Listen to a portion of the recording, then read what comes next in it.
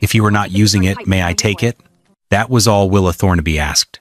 In the spring of 1879, the 18-year-old walked through Bitterroot Bend, Wyoming territory, pulling an old handcart behind her, its wooden wheels groaning beneath a strange load. Bent lengths of galvanized iron pipe, dented sections of tin-lined tubing, broken pieces once salvaged from an abandoned mining flume. Every bump sent them clattering together like a box of bones. And to the town, every piece looked like a joke. Quiet murmurs drifted from shaded porches. Not cruel, just certain. Folks decided her family had finally become desperate enough to collect scrap instead of saving their farm. Gideon Rusk, the valley's veteran ditch builder, gave a low chuckle. Girls hauling leaks now, Willa heard him. She did not turn around. Her skirt was gray with dust. Her hands were rough from work. Her face gave nothing away. By sundown, half the town had seen her collecting what they had thrown aside. Not one of them knew she was gathering the bones of a harvest. Bitterroot Bend was a small frontier settlement pressed against the edge of Wyoming territory, where shallow creek beds, dry gravel benches, and relentless wind decided whether families stayed or left. Winter had barely loosened its grip, yet cracks already spread across the fields. Old-timers swore that May carried the breath of July that year. A narrow creek and a handful of rain hollows supplied nearly every farm. When storms finally came, they came too late, then vanished too fast. Open ditches drank as much water as the crops did. By the time the flow reached the last rows, much of it had already soaked away or disappeared into the hot, restless air. 2 summers earlier, Willa's mother had died after a long winter illness that slowly emptied the little farmhouse of its warmth. She left behind no fortune, only a faded apron, a weathered seed ledger, and carefully labeled cloth bags filled with dent corn, pole beans, squash, and dry beans. Every spring planting had once begun with those pages spread across the kitchen table. Willa's father, Silas Thornaby, had once been one of the finest ditch builders in the valley. He could judge the fall of the land with little more than a glance and build a wooden flume that carried water exactly where it belonged. Then, a wagon loaded with quarry stone overturned on a steep trail, badly crushing one of his legs. His knowledge survived. His strength did not. The work that had once belonged to 2 parents quietly settled onto Willa's shoulders. She learned to mend barrels, splice rope, patch old tools, and plant every seed by hand. More than anything, she learned to recognize the expression on her father's face whenever pain reached him before he admitted it. One evening, she opened her mother's seed ledger. The last page ended halfway through a planting season. Without saying a word, Willa understood that the next lines would have to be written by her own hand. The Thornaby fields rested on ground about 11 feet higher than the creek below. Water could reach the lower rows, but it lost its strength climbing the slope. Carrying buckets was painfully slow. Digging a new ditch demanded muscles Silas no longer had. Hiring help was simply beyond the family's reach. After every brief rain, Willa walked the property instead of rushing back inside. She watched where water lingered, where it disappeared, and where the soil stayed dark the longest. North of the fields, a gravel bench held a shallow rain hollow that remained full for days after every storm. It stood nearly 7 feet above the highest rows. Most people saw nothing more than a muddy depression. Willa saw stored elevation. For the first time, she realized the farm did not truly lack water. It lacked a way to persuade water to travel where it mattered most. Standing between the quiet rain hollow and the thirsty fields below, she began to see a path no one else had noticed. But her father only knew how to move water by force. To guide it gently down the slope, Willa needed a different kind of wisdom, and she knew exactly who to ask. That evening, she walked toward the small cabin beyond the eastern pasture, where her widowed grandmother, Mara Voss, lived alone. Before following her family north, she had lived beside old mission ditches where every drop of water was guided with patience instead of force. Tucked inside a cedar chest was a weathered notebook filled with careful sketches and short observations. Its pages spoke of slope, seepage, clay seals, willow filters, and the quiet habit of water to obey the land, long before it obeyed people. She never handed Willa a finished answer. Instead, the old woman turned a few yellowed pages and rested one finger beside a single sentence. Fast water feeds the ditch, slow water feeds the root. That was all. Willa studied every drawing. She learned how to set stakes, stretch a line, read a simple water level, and let gravity do work that tired hands no longer could. The ideas were old, older than the settlement itself, yet they still waited for someone willing to trust them. One evening, Willa walked across the pasture to the cabin and laid her mother's seed ledger beside Mara's worn water notebook. Without another word, 2 generations of quiet wisdom seemed to meet across the table, waiting for a third pair of hands to carry them into the field. As word spread through Bitterroot Bend, Willa began asking every family for old irrigation pipe they no longer wanted. Most pointed toward rusting piles behind barns, without asking a single question. Gideon Rusk, the valley's veteran ditch builder, watched her load another bent section onto the handcart and laughed under his breath. "Water needs a deep ditch," he said, not a girl carrying a pocketful of leeks. The remark traveled farther than Willa did. Elias Brackett, the settlement's ditch inspector and water clerk, heard the same story and dismissed it just as quickly. "Scrap pipe patched together by an 18-year-old, he said, would never count as dependable irrigation. The hardest words came from family. Tobin Thornaby, Silas's nephew, farmed the neighboring property and often crossed the fence after finishing his own chores. That evening, he looked from the dry fields to Silas's injured leg before speaking. "This isn't about being wrong," he said quietly. "I'm afraid you're giving him something else to believe in, and I don't know if he can survive losing it again." Silas said nothing. Neither did Willa. She lifted another rusted pipe onto the cart, thanked the farmer who had given it away, and continued down the dusty road. That night, Willa opened her mother's seed ledger and began drawing lines no one else had seen. Not a ditch, not a pump, not water thrown into the hot air. Her plan was smaller, quieter, and harder to notice. She called it a gravity head root watering line. At the top sat the rain hollow on the gravel bench. When storm water gathered there, it would pass through a willow screen to catch leaves, grit, and broken grass. From there, it would settle inside half of an old whiskey barrel that held about 38 gallons. Willa marked 3 layers inside it: gravel at the bottom, sand above that, and charcoal packed loosely near the outlet. Mud would fall before the water entered the pipe. From the barrel, the flow would move into a main line nearly 2 inches wide, built from the best salvaged lengths. That line would run 180 yards along a gentle fall. Silas had once taught her to read. It would not rush. It would not roar. It only had to keep moving. Near the crop rows, smaller branch lines, each about 3/4 of an inch wide, would carry water to the roots. Willa planned to punch tiny holes, with an awl or a heated nail, spacing them every 18 inches. The holes would sit beside dent corn, pole beans, squash, and dry beans. Clay plugs would slow the stronger openings. Wooden pegs would close the weak ones until pressure balanced. The whole line would rest in shallow trenches, 6 to 8 inches deep, then disappear beneath straw. The straw would shield the damp soil from sun and wind.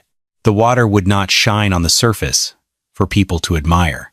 It would work where crops actually lived. Silas leaned over the kitchen table, one hand resting heavily on his cane. He studied the route from the hollow to the rows, then touched one finger to the long descending line. "You measured the fall," he said. Willa did not smile. She only turned the page and began calculating how much old pipe she still needed.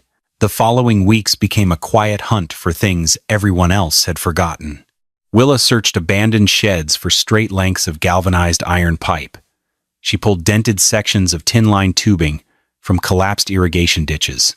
Behind an abandoned mining flume, she found cracked wooden troughs that still held useful hardware beneath years of dust. Every piece looked worthless alone. Together, they began to resemble a system. She gathered strips of rawhide, cakes of beeswax, hardened pine resin, buckets of sticky clay, and bundles of fresh willow stakes cut along the creek. Even a broken whiskey barrel had value once its sound half was separated from the rotten boards. Orrin Pike, the town blacksmith, watched her spread the pieces across his shop floor. He asked no questions. He widened a few crushed pipe ends, forged several iron bands to hold weak joints together, and handed them back without offering advice she had not requested. The design remained hers.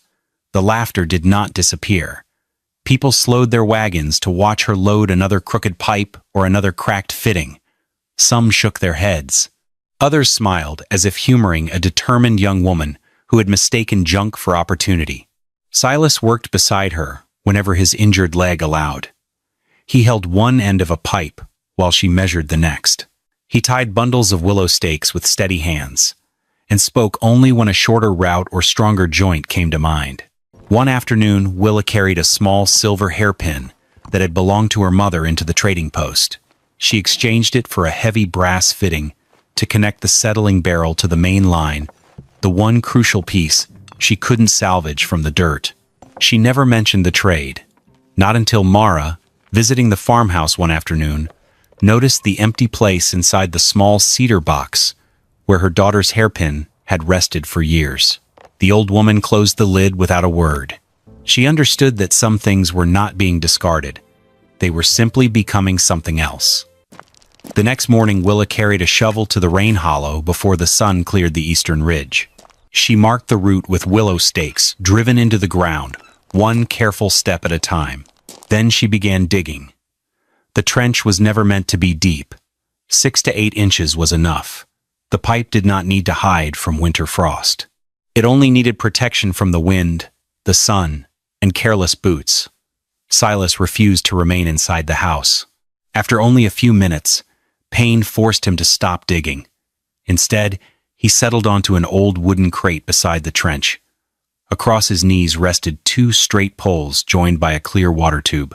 The homemade water level rose and fell with every adjustment. Willa shifted the stakes. Silas watched the line. Another inch. She lifted one end. Hold it there. The water settled. That's the fall. Together they worked without wasting words. One by one, the salvaged sections of main pipe disappeared into the shallow trench. Every joint was cleaned, wrapped with damp rawhide, sealed with melted beeswax mixed with pine resin and rendered tallow, then tightened beneath iron bands Orrin Pike had forged. Near the rain hollow, Willa assembled the settling barrel.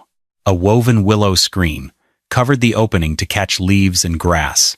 Beneath it lay a layer of coarse gravel, then clean sand, then crushed charcoal. A narrow outlet sat several inches above the muddy bottom, allowing heavy sediment to settle before clear water entered the main line. The branch pipes took even longer. Using a heated nail and a small awl, Willa burned tiny openings into each section, measuring roughly 18 inches between every hole. She tested every outlet with a cup of water. If one stream flowed too quickly, she shaped a small clay plug to slow it. If another barely trickled, she widened it by the width of a needle. Nothing happened quickly.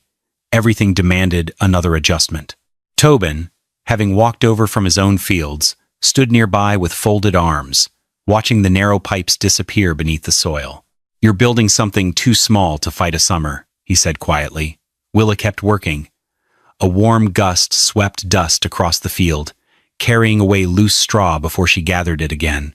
Silas tightened his grip on the water level until his knuckles turned pale. Pain spread across his face, but he never loosened the line. Holding that simple instrument steady was the only way he could still help his daughter hold the farm together. The first real test came after a brief spring rain. Water gathered in the rain hollow exactly as Willa had hoped. It slipped through the willow screen, settled inside the barrel, and entered the main line without a sound. She stood beside the first row of dent corn with Silas, Mara, and Tobin. They waited. Nothing. Willa followed the buried pipe uphill, scraping away loose soil with her hands. Less than 40 yards from the barrel, she found the first leak, then another, then a third. The afternoon sun had tightened the rawhide until gaps appeared around the joints. One seal of beeswax and pine resin had softened in the heat. Instead of reaching the crops, the water disappeared into the ground long before it reached the field. The system had obeyed gravity. It had simply escaped too soon. News traveled quickly through Bitterroot Bend. When Gideon Rusk heard what had happened, he shrugged. "An open ditch may waste water," he said, "but at least a man can see where it's going." Willa knelt beside the patch of wet soil, pressed one hand into the mud, and stared at the place where her water had stopped. For the first time, she understood that a sound idea could still fail because of one careless joint. Willa never answered Gideon's remark. The next morning, she pulled every leaking joint apart and started again. She warmed fresh beeswax over a small fire, mixed it with thicker pine resin, then wrapped each connection with rawhide while it was still damp. Before the leather could shrink, she secured every joint with the iron clamps Orrin Pike had forged.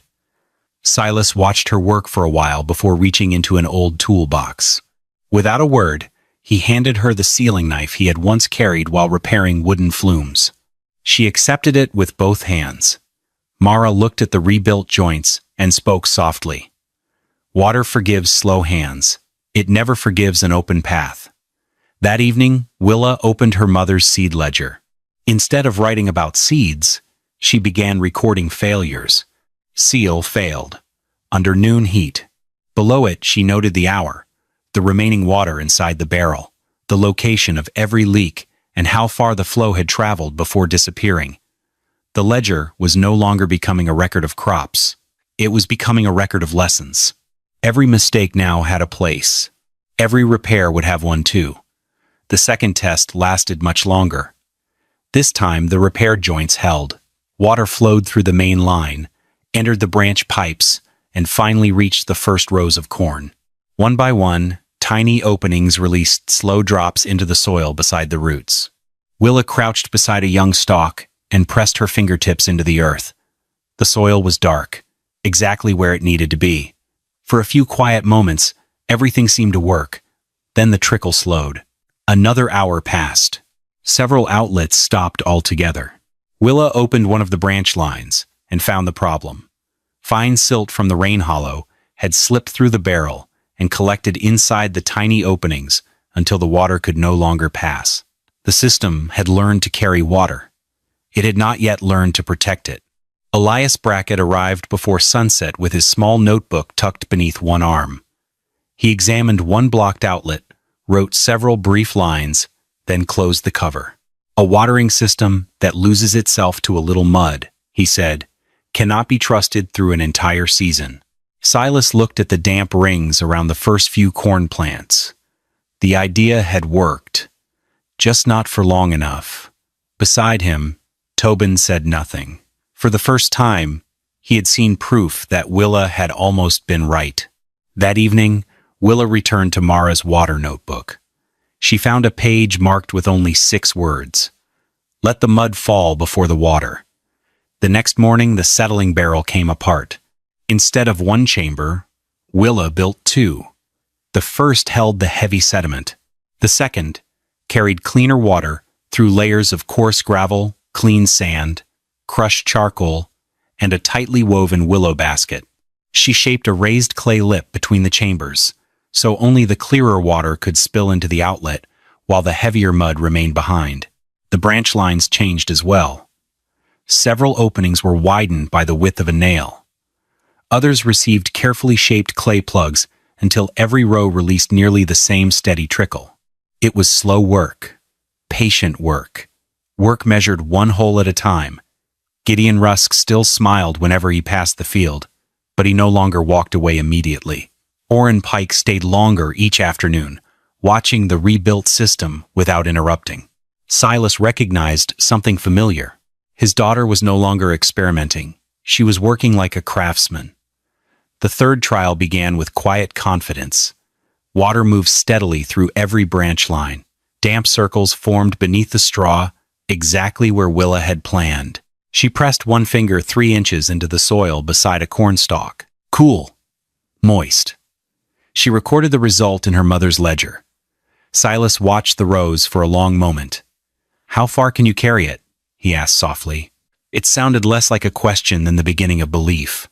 By noon, the prairie answered. Hot winds swept across the fields. Heat climbed out of the ground. One stretch of pipe lay too flat, slowing the flow before it reached the last rows. A ground squirrel uncovered a branch line while digging. Several bean leaves curled before the noon bell echoed across the valley. The system had survived the morning. It had not conquered the day. Willa looked toward the drying rows and quietly marked another note in the ledger before her father could see disappointment cross her face. From that day forward, Willa stopped defending her idea. She measured it. Every evening she opened the seed ledger and filled another page. Buckets poured into the settling barrel, minutes before water reached each row, moisture 3 inches below the surface. The hour when bean leaves first began to curl. Plant height every 5th day, blocked outlets, leaking joints, pipe sections that needed to rise another ½ inch. The field became her workshop. A line of stakes marked the correct fall. Stones lifted sagging sections of pipe. Fresh straw covered bare soil. Exposed branch lines disappeared beneath another layer of earth, where ground squirrels could no longer find them.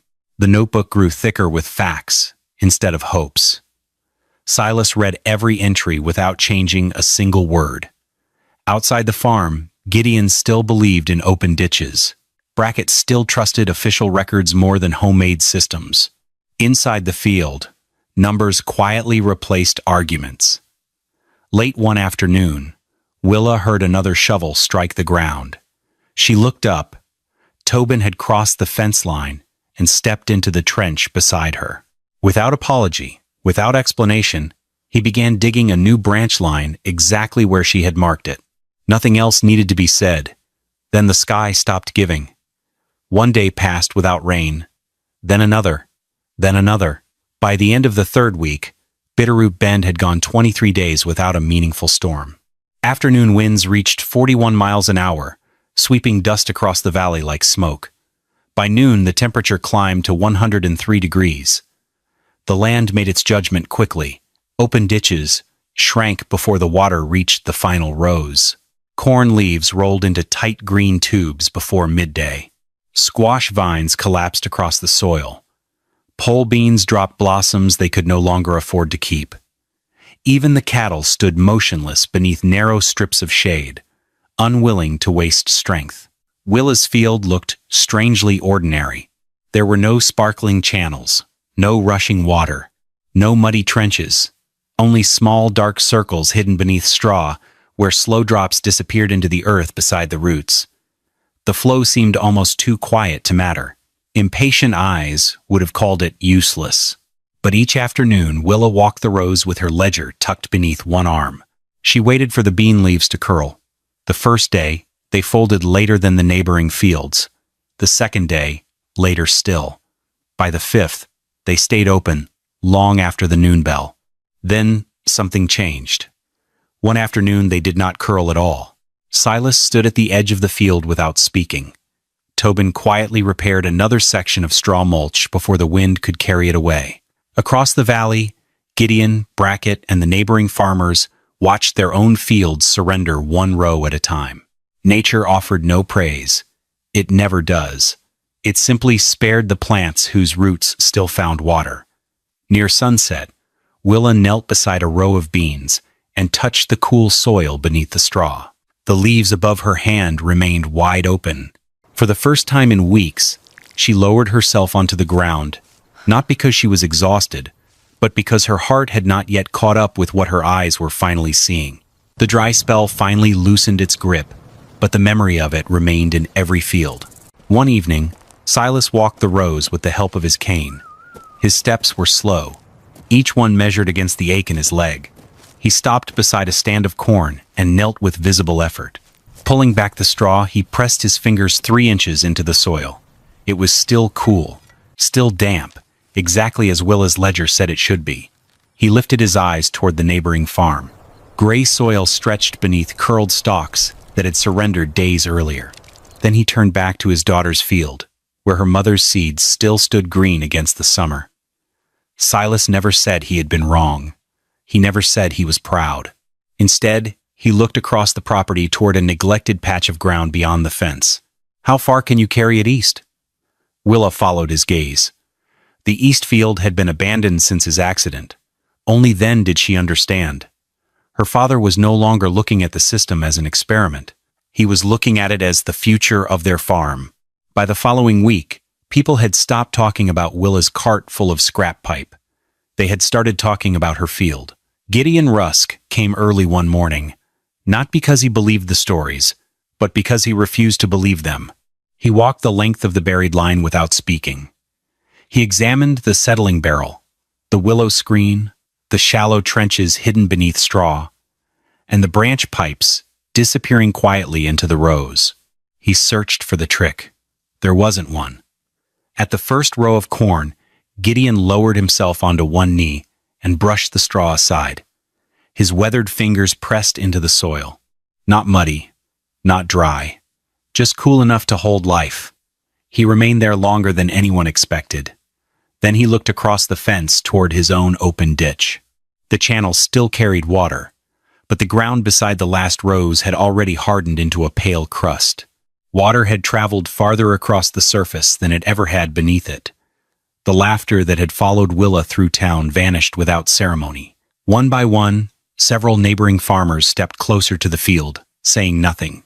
Gideon slowly stood, dusted the earth from his hands, and looked at Willa for a long moment. The dust fell away. The truth did not. "How did you keep it from choking?" he asked quietly. It was the first question he had asked that carried no trace of ridicule, and Willa answered by walking him back toward the settling barrel instead of saying, "I told you so." By late summer, there was little left to argue about. Elias Brackett arrived, carrying a measuring staff beneath one arm and the settlement's water ledger beneath the other. He walked the route from the rain hollow to the first row, stopping often to measure the fall of the land, the length of the main line, and the height of the settling barrel above the fields. He asked simple questions. How many buckets filled the barrel after a storm? How many minutes before water reached the last row? How many crop rows did the system serve? Willa answered none of them from memory. She opened her mother's seed ledger. Every figure was already there. Dates, times, water levels, pipe adjustments, blocked outlets, plant growth. Nothing was exaggerated. Nothing needed to be. Brackett compared the entries with what stood before him, then closed both books without another challenge. When harvest arrived, Bitterroot Bend gathered almost without planning to. The dent corn filled its ears more completely than neighboring fields. Pole beans still hung heavy on healthy vines. Squash rested broad and firm beneath fading leaves. Dry beans filled enough sacks to feed the family through winter, and still leave seed for the following spring. It was not a miraculous harvest. It was something quieter. It was a harvest that should not have survived that summer. Brackett opened the settlement ledger one last time and wrote a new entry. Working gravity head root watering line, using salvaged pipe and settling barrel. No speeches followed, no applause, only the scratch of a pencil across paper. Gideon watched the words appear before turning toward Willa. "Nell Harrow lost most of her garden this year," he said. "Do you think a smaller line would work for her place next spring?" Willa nodded. Yes, that single answer carried farther than months of argument ever had. Months earlier, Brackett had dismissed the system as little more than a contraption built from scrap. Now the same idea had earned a place in the town's permanent record. The proof had never been the pipes. The proof had always been the harvest. The following spring, something unusual happened in Bitterroot Bend. Rusting pipe no longer sat forgotten behind barns or beside abandoned sheds. Farmers who had once thrown it aside now stacked it carefully, wondering where another useful length might fit. A short root watering line appeared in Nell Harrow's kitchen garden. Another found its way beside the small church garden, where vegetables were grown for families who had little to spare. Gideon Rusk never abandoned open ditches entirely, but in the hottest corners of his fields, he quietly buried short branch lines where the wind stole water before crops could use it. Orrin Pike began forging stronger clamps for anyone who asked. Even Elias Brackett stopped referring to the system as a young woman's experiment. In the settlement records, it remained exactly what the evidence had proven it to be, a working gravity head root watering line. Silas still walked with a cane. His injured leg never truly healed, yet he lingered longer at the edge of the fields than he had in years. The burden that had weighed most heavily on him had never been pain. It had been the fear that the land would disappear with him. Watching another growing season begin eased a part of that burden no medicine ever could. Across the pasture, inside her quiet cabin, Mara continued adding careful notes to the old water notebook whenever another lesson revealed itself. Back at the farmhouse, beside the lantern, rested the seed ledger that Willa's mother had once filled with planting dates and careful observations. One evening, after the first spring rain, Willa opened the worn book again. She did not write about praise. She did not write about proving anyone wrong. She recorded the slope of the line, the depth of the trench, the repaired settling barrel, and the day water reached the eastern field for the first time. Beneath the quiet fields, the old pipes carried water without applause. Hidden beneath straw and soil, they did exactly what they had been built to do. The town had once looked at those discarded pipes and seen nothing but rust. Willa had looked at them and seen one simple truth. Some things are only finished when people stop seeing what they are still capable of becoming.